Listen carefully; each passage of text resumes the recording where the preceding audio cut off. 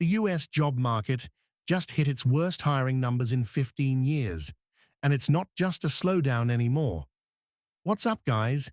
This is Colton again, with the most important news on the internet.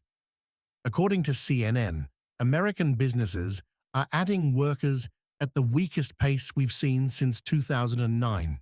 Excluding the pandemic years, we're talking about hiring rates dropping to just 3.1% at the end of February. That's the lowest it's been since April 2020, and before that, you'd have to go back to 2011 to see numbers this bad. Let me break down what's actually happening here. The Bureau of Labor Statistics just dropped some seriously concerning numbers. Job openings fell from 7.24 million in January down to 6.88 million in February. That's a massive drop. At the same time, layoffs actually increased from 1.66 million to 1.72 million, while people voluntarily quitting their jobs fell to 2.97 million. Laura Ulrich, who's the Director of Economic Research at Indeed Hiring Lab, is pointing to some external factors, saying, quote, which is concerning given the ongoing impacts of the conflict in Iran.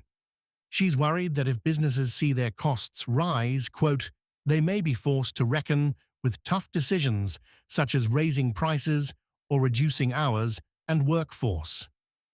Elizabeth Renter from NerdWallet put it even more bluntly, saying that, quote, listless hiring and labor hoarding mean the all-important churn needed for a healthy labor market and healthy economy has ground to a near halt.